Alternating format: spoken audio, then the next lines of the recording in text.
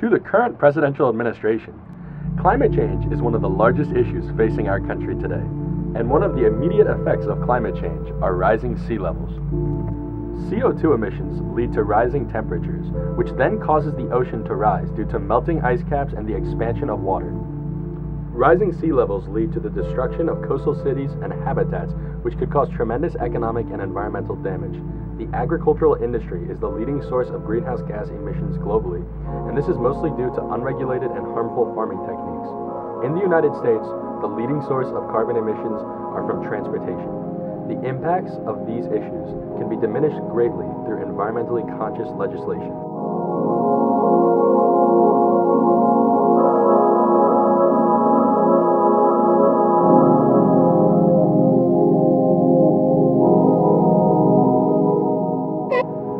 Carbon farming is a farming technique that reduces greenhouse gas emissions by storing carbon in the soil instead of allowing it to be released in the atmosphere as carbon dioxide.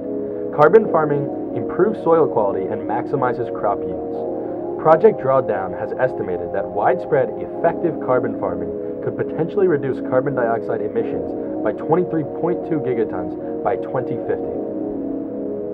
One way for the government to promote carbon farming is by giving farmers tax credits if they practice it. This policy will be more effective as it rewards rather than punishes. This policy would also greatly improve the public perception of the current presidential administration, as up to now, there has been a reduction in green-friendly policy during the last 4 years. More importantly, it would reduce CO2 emissions, which would then reduce the rising of sea levels.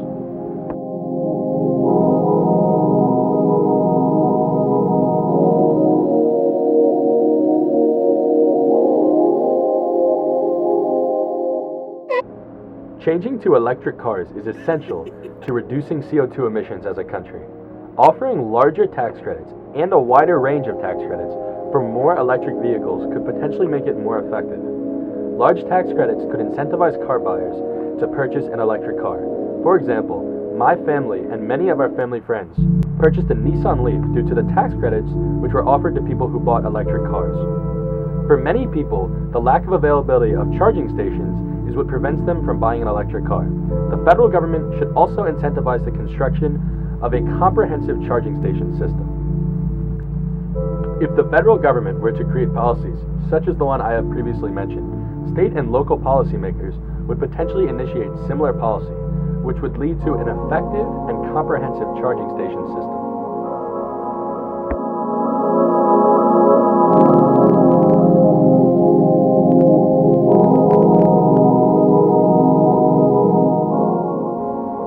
40% of the U.S. population lives on coastal towns. If we continue to ignore rising sea levels, this would lead to enormous damages that directly affect nearly half of the country and potentially indirectly affects the whole country. Higher sea levels also lead to water contamination, which would then diminish our current water supply. Initiating policy in order to reduce carbon dioxide emissions would be both beneficial for the environment and the current presidential administration. It is also necessary to secure the safety and the future of our country.